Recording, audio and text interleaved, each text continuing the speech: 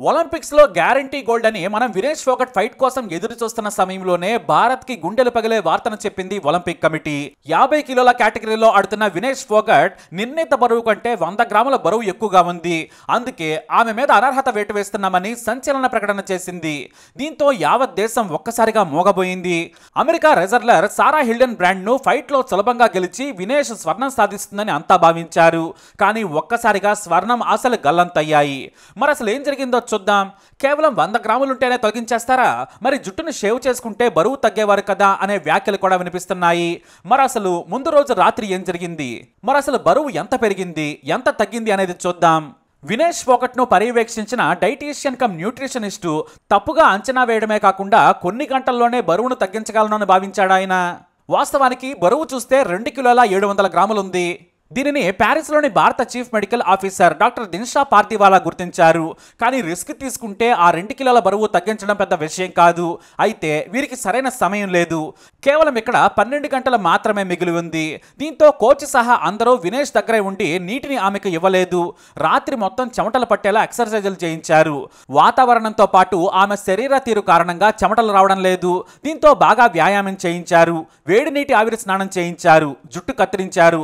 తెల్లవారు వరకు ఆమెకు నిద్ర లేదు. మరోవైపు బరువు తగ్గడమే కాదు, పోటీకి సిద్ధపడాలి. సరే, ఒకవేళ ఓడినా 2వ స్థానమైనా వస్తుందనే ఆశ అందరిది. పాపం వినేష్ కూడా డాక్టర్ చెప్పినట్లుగా తక్కువగా తిన్నారు. మొత్తం 2 కిలోల 600 గ్రాములు తగ్గారామె. కానీ 100 గ్రాములు మాత్రమే ఎక్కువగా ఉండడంతో మరో గంట సమయం అడిగారు. కానీ ఒలింపిక్ కమిటీ ఇక్కడ ఒప్పుకోలేదు. అరగంట సమయం ఇచ్చిన 100 గ్రాముల బరువు తగ్గించేవారమని వాపోయారు. అయితే గుండు చేసి ఉంటే బాగుండేదేమో. జుట్టు మందంగా ఉంచారు. తక్కువ చేసినా కూడా మొత్తం తీసేసి ఉండాలి. అలా చేస్తే 100 గ్రాములు కూడా తగ్గేవారంటే మాత్రం దానిపై క్లారిటీ ఇవ్వలేకపోయారు. ఇక అప్పటికే రాత్రంతా అలా చేసేసరికి వినేష్ ఆరోగ్యపరంగా కూడా సమస్యలు ఎదుర్కొంటూ ఉన్నారు. అనర్హత వేటు పడగానే డిప్రెషన్కు లోనైపోయారు. రాత్రి తక్కువ పరిణామంలో ఇవ్వడంతో డీహైడ్రేషన్ కు గురై శక్తిని కోల్పోయి నీరసపడ్డారు. దీంతో వెంటనే ఆమెను ఆసుపత్రికి తరలించి ఐవీ ఫ్లూయిడ్స్ అందిస్తూ ఉన్నారు. బరువు తగ్గడం చాలా అంశాల మీద ఆధారపడి ఉంటుందని డాక్టర్ పార్దివాలా చెప్పారు. కొన్ని చర్యలు ఆమె మొత్తం శక్తిని కోల్పోయేలా చేశాయి. వాస్తవానికి ఒకసారి పోటీలో పాల్గొన్న తర్వాత బరువు పెరుగుతారు, అది సహజమే. కానీ వినేష్ వెయిట్ బోర్డర్లో ఉంది. ఆమె 50 కిలోల కేటగిరీలో పాల్గొంటున్నారని చెప్పారు. మరి వెయిట్ చూసుకోవడానికి ఒలింపిక్ కమిటీ సమయం ఇవ్వదా అంటే ఇస్తుంది. ఇలాంటి సమస్యలు ఉంటాయనే అరగంట సమయాన్ని ఆటగాళ్లకు కేటాయిస్తారు. ముందు రోజు పోటీలో 50 కిలోల కంటే తక్కువగా ఉన్న వినేష్ అనూహ్యంగా ఎలా అంతలా బరువు పెరిగింది, ఒక్క రోజులో ఏం మార్పు జరిగిందనేది మిస్టరీ. మామూలుగా మ్యాచ్లో ఉన్న రోజు ఉదయమే బరువు చూస్తారు. అందుకు వెయింగ్ మిషన్ ఉన్న గదిలో అరగంట సమయం ఇస్తారు. ఎందుకంటే కొంతమంది బరువుకు దగ్గరగా ఉంటారు. దీంతో పైన వేసుకున్న బట్టలతో పాటు కోట్లు కూడా వేసుకుంటారు. దీంతో వాటిని తొలగించి సరైన బరువు సరిచూసుకుని ఒలింపిక్ కమిటీ మ్యాచ్ నిర్వాహకులకు చూపించాలి. ఆ అరగంటలో ఎన్నిసార్లైనా చూసుకోవచ్చు. బరువు సరైనదే అని ఒలింపిక్ కమిటీ అధికారులను పిలిచి చూపించాలి. ఆ తర్వాత వారు వెయిట్ ను ఓకే చేయగానే చేతి గోళ్లను పరిశీలిస్తారు. అంటువ్యాధుల గురించి ఆరా తీసి ఏమీ లేవని నిర్ధారిస్తారు.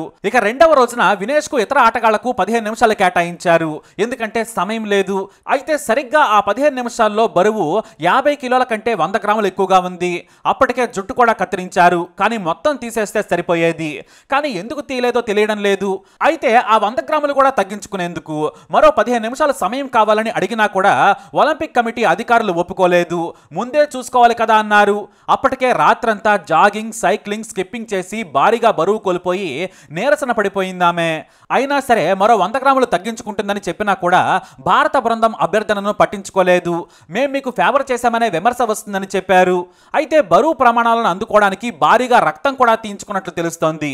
ఆహారం కూడా తీసుకోలేదు. రక్తం కూడా తొలగించుకుంది.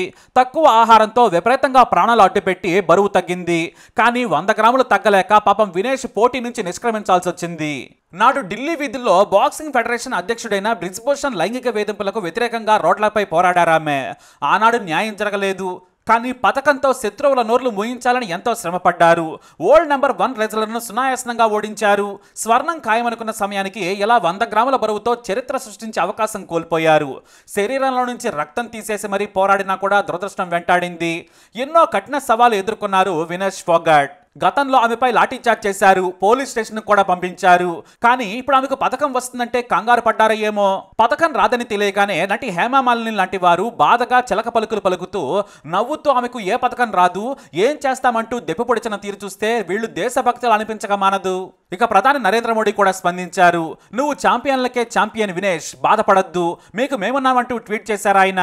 గతంలో విమర్శించిన వారు కూడా ఇప్పుడు ఓదార్పు చూపిస్తున్నారు. ఏదేమైనా సరే వినేష్, మేము మీ వెంటున్నాం. మీరు మీ పోరాట పటిమతో భారత జెండా రెపరెపలాడేలా బెబ్బుల్లా పోరాడారు. మీరు స్వర్ణం మిస్ అయినా కూడా మీరు మాకు బంగారం లాంటి వీర వనిత. మరోసారి ప్రయత్నించండి, నీకు కష్టాలేం కొత్త కాదు, మీ వెంట మేమున్నాం. ఏ పార్టీ లేకున్నా మీ విజయం వెనకే కాదు, మీ కష్టంలో కూడా అవుతున్నాం కూడా. అలాగే మీ విజయాన్ని ఆస్వాదిస్తూ ఉన్నాం. నాడు మీకు మద్దతుగా నిలిచామని ఎంతో మంది సెలబ్రిటీలు కూడా వినేష్ కు మద్దతుగా పలుకుతున్నారు. అయితే వినేష్ ఫోగట్ అనర్హత వెనుక మన వాళ్ళేమైనా కుట్ర చేశారా అనే కమెంట్ మాత్రం వినిపిస్తుంది.